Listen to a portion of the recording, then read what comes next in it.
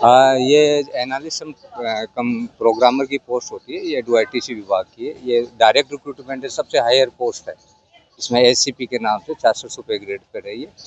और इसमें 2 पारियों में पेपर होने, paper first and paper second. Paper में जो जनरल नॉलेज के साथ मैथमेटिक्स वगैरह और बेसिक कंप्यूटर के क्वेश्चंस आते हैं। और जो सेकंड पेपर अभी जो 3 से 5 बजे के बीच में होगा, उसमें सब्जेक्ट स्पेसिफिकेशन आएगा, जो काफ़ी स्टैंडर्ड पेपर रहेगा। कंपैरेटिव फर्स्ट पेपर थोड़ा इजी रहता है, तो उसमें ओवरऑल सबका एवरेज आता है। जो मेंस जो पेपर है वो सेकंड पेपर रहेगा सर।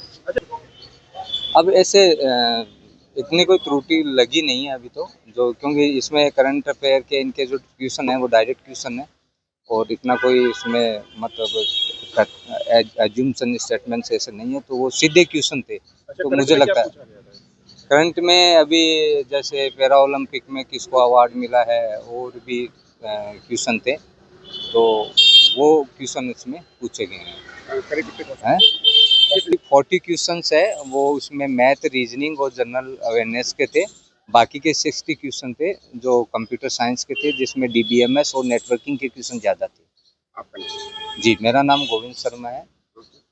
मैं जयपुर में ही अभी कार्यरत हूँ इसी विभाग में, असिस्टेंट प्रोग्रामर पे। तो का पेपर था और फर्स्ट पारी में जो प्रश्न उत्तर था वो कौन से विषय का था, और अब सेकंड पारी में कौन सा है? सर बेसिकली फर्स्ट वाला जो पेपर हुआ है यह जीके, रीजनिंग और इसके अलावा एसक्यूएल से रिगार्डिंग, डेटाबेस से रिगार्डिंग हुआ है। और देखा जाए तो जो पेपर का पैटर्न था वो ज़्यादा टफ नहीं था, वो इजी गोइंग अप्रोचेबल था। अच्छा, सिलेबस के अकॉर्डिंग था या कोई नहीं, सिलेबस के अकॉर्डिंग ही था, आउट ऑफ सिलेबस नहीं था। अच्छा, क्या करंट में क्या पूछा गया था? करंट में वही नॉर्मल से अपने राजस्थान के जीके के बारे में था। यदि कोई डेली मतलब न्यूज़पेपर भी पढ़ता है तो वो मतलब उसको इजीली मतलब अप्रोच कर सकता था। मतलब इतना कोई टफ पेपर नहीं था कि कोई मतलब नॉर्मली यदि मैं पढ़ता हूँ तो मेरे लिए वो इजी है। जीके के अलावा कौन कौन से विषय के थे इसमें? सर जीके हो चुका है, उसके अलावा रीजनिंग हो चुका है। बेसिकली लॉजिकल मतलब बेस क्वेश्चन थे, और मान के चलो तो 10 से 15 क्वेश्चन उसी से बिलोंग करते थे, और वो काफ़ी अच्छे थे। कितने अंकों का था सर टोटल ये नंबर तो 150 का।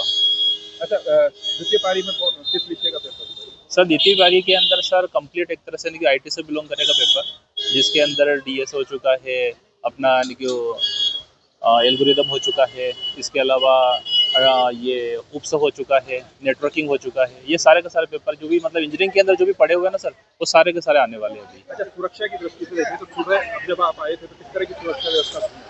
सर जिस तरह से इन्होंने पैटर्न अप्लाई कर रखा था कि वो सबसे पहले गेट के अंदर आना, और वहाँ पर भी मतलब सबसे पहले इनको चेक करना आपका कि आपके पास में वेल डॉक्यूमेंट है या नहीं है। थोड़ा सा आगे आना, आपकी मतलब कोई इलेक्ट्रॉनिक सामान तो नहीं है, गैजेट तो नहीं है, उनको पूरी तरह से चेक करना। उसके बाद वापस से थर्ड फेज के अंदर सर अगेन वापस से दोबारा रीवैलिडेट किए गए डेटा को, उसके बाद ही अंदर एंट्री मिली। अच्छा, 3 लेयर सिस्टम। हाँ बिल्कुल। सुरक्षा पहले से बेहतर। हाँ सर। आपका नाम बताइए। संदीप मराठा।